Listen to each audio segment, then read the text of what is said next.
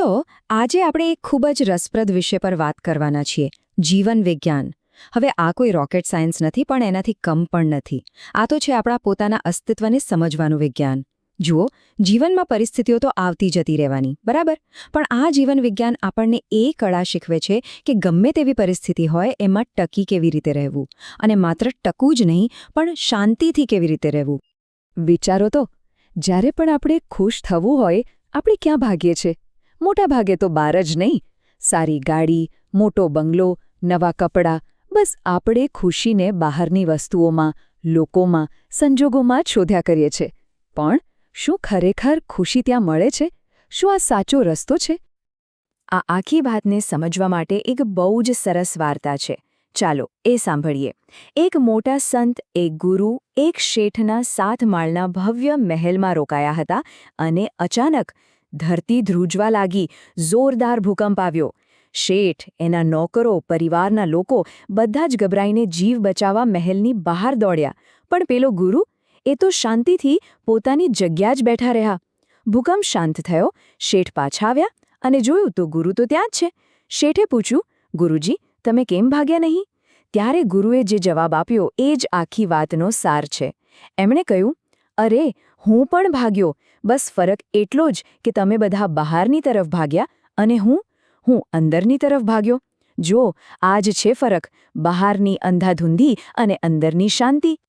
અને બસ, આ જે અંદરની તરફ ભાગવાની કળા છે ને, એનું જ નામ છે જીવન વિજ્ઞાન. આ એ ફિલોસોફી છે જે આપણને 2 વસ્તુ શીખવે છે. એક, કે પરિસ્થિતિને કેવી રીતે હેન્ડલ કરવી, અને બીજું, જે વધુ મહત્વનું છે, કે એ પરિસ્થિતિમાં પોતાની જાતને કેવી રીતે સંભાળવી. આ જે રસ્તો છે જે આપણને સાચા આનંદ સુધી પહોંચાડી શકે છે. તો ચલો, તૈયાર થઈ જાઓ, આપણે આ અંદરની યાત્રા શરૂ કરીએ. જીવન વિજ્ઞાનના કેટલાક સિદ્ધાંતો છે અને આપણે એમાંથી પહેલા ભાગની વાત કરીશું. આ એ સિદ્ધાંતો છે જે આપણને સમજાવશે કે જીવન ખરેખર કેટલું ક્ષણિક, કેટલું નાજુક છે. જીવન વિજ્ઞાનનો સૌથી પહેલો અને કદાચ સૌથી ઊંડો સિદ્ધાંત સાંભળવામાં એકદમ સરળ છે. સિદ્ધાંત એ છે કે જીવન એક પરપોટો છે. હવે આનો મતલબ શું? પરપોટો કેવો હોય? બસ થોડીવાર માટે જ. એનો એક આકાર દેખાય, સુંદર લાગે, પણ અંદર શું? હવા. કશું જ નક્કર નહીં. અને ક્યારે ફૂટી જાય એની કોઈ ગેરંટી ખરી? બસ આપણું જીવન પણ આવું જ છે. આપણો દેહ, આપણું પદ, આપણી સંપત્તિ, બધું જ આ પરપોટા જેવું છે. બહારથી લાગે કે કોઈ કરોડોપતિ છે, કોઈ મોટો નેતા છે, પણ અંદરથી તો બધું ક્ષણિક છે. ક્યારે આ પરપોટો ફૂટી જશે એ કોઈને ખબર નથી. આપણું આ શરીર પણ માટીનો જ એક પરપોટો છે, જે છેલ્લે તો માટીમાં જ ભળી જવાનો છે.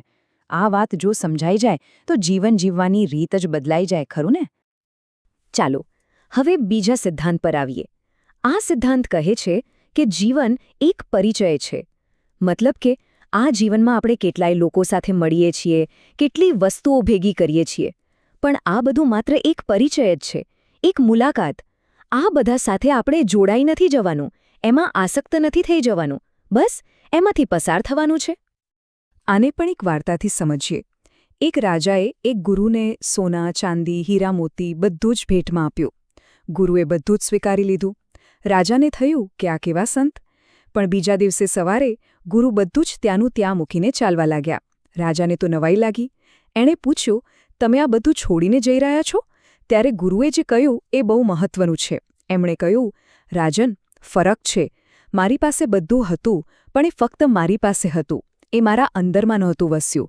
જ્યારે તારું આ રાજપાટ, તારી સંપત્તિ, એ તારા અંદરમાં વસી ગઈ છે. બસ આ જ છે આસક્તિ અને અનાસક્તિ વચ્ચેનો ભેદ. ચાલો, હવે આપણે આગળ વધીએ બીજા ભાગ તરફ. અહીં આપણે એવા સિદ્ધાંતોની વાત કરીશું જે આપણી યાત્રાને, આપણા પરિવર્તનને દિશા આપે છે. આપણને પશુવૃત્તિમાંથી મનુષ્ય ચેતના તરફ કેવી રીતે લઈ જવા એની વાત.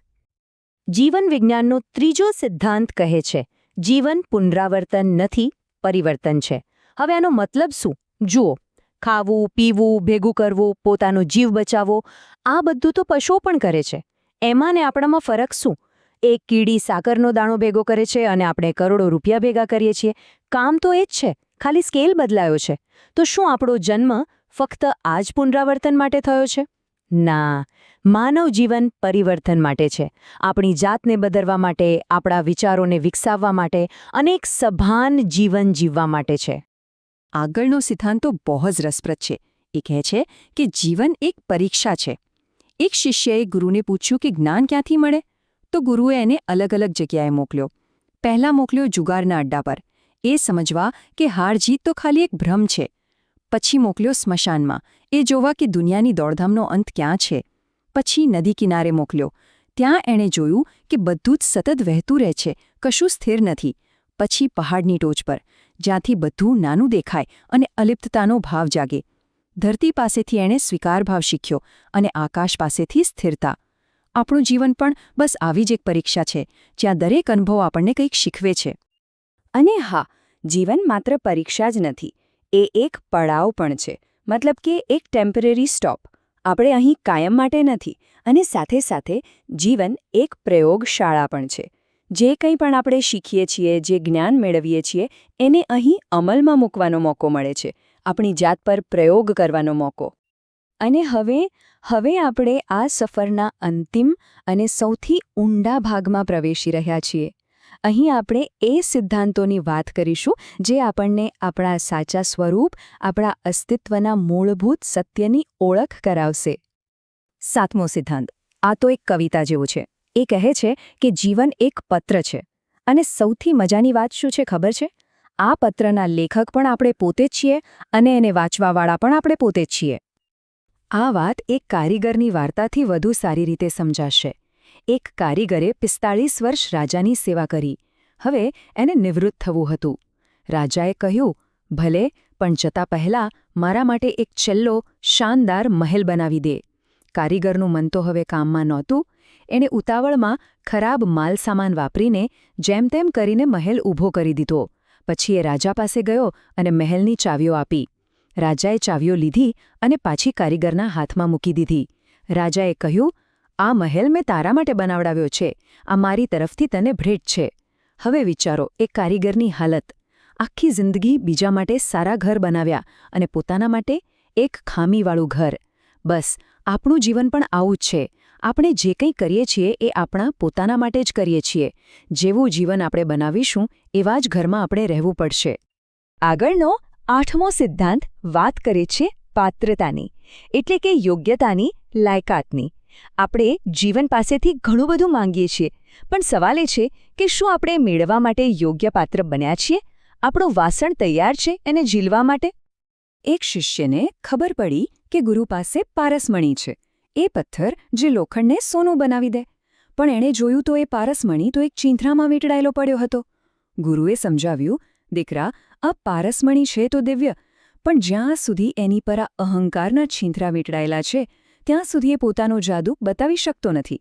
બસ, આપણી અંદર પણ આવો જ એક દિવ્ય પારસમણી છે, આપણો આત્મા. પણ એની પર આપણા અહંકારના, આપણી વાસનાઓના છીંથરા લપેટાયેલા છે. જ્યાં સુધી એ છીંથરા હટશે નહીં ત્યાં સુધી આપણી અંદરનું સોનું પ્રગટ થશે નહીં. અને હવે આ સફરનો અંતિમ મુકામ, જીવન વિજ્ઞાનનો 9મો અને છેલ્લો સિદ્ધાંત, જે આખી વાતનો નિચોડ છે, આખા દર્શનનો સાર છે. આ સિદ્ધાંત કહે છે કે જીવન જ પરમાત્મા છે. હા, તમે બરાબર સાંભળ્યું. આપણે જેને જીવન કહીએ છીએ એ જ દિવ્ય છે, એ જ ઈશ્વર છે. આપણે જે આપણી જાતને આ નાના શરીરમાં, નાના નામમાં, નાના અહંકારમાં બાંધીને બેઠા છીએ એ આપણું સાચું સ્વરૂપ નથી. આપણું સાચું સ્વરૂપ તો એ જ દિવ્ય, અપરિવર્તનશીલ તત્વ છે. તો પછી અહીં એક બહુ મોટો સવાલ ઊભો થાય છે. જો જીવન જ પરમાત્મા છે, જો જીવન જ દિવ્ય છે, તો પછી આપણે કોણ છીએ? આપણી ઓળખ શું છે? અને આ એવો સવાલ છે જેનો જવાબ કોઈ પુસ્તકમાં નથી, કોઈના કહેવાથી નથી મળતો. આ જાણવાની વાત નથી, આ તો અનુભવવાની વાત છે. જ્યારે આપણે બહારની દુનિયામાં ભાગવાનું બંધ કરીએ છીએ અને પેલી અંદરની યાત્રા શરૂ કરીએ છીએ, ત્યારે જ સાચું સત્ય પ્રગટ થાય છે. અને એ સત્ય શું છે? એ સત્ય છે અહમ બ્રહ્માસ્મિ નહીં, પણ અહમ આનંદોસ્મિ. હું આનંદ છું. આપણે આનંદને ક્યાંય બહાર શોધવાનો નથી. આપણે પોતે જ આનંદનું સ્વરૂપ છીએ. અને આ સત્યને અનુભવવું એ જીવન વિજ્ઞાનનો અંતિમ ઉદ્દેશ્ય છે.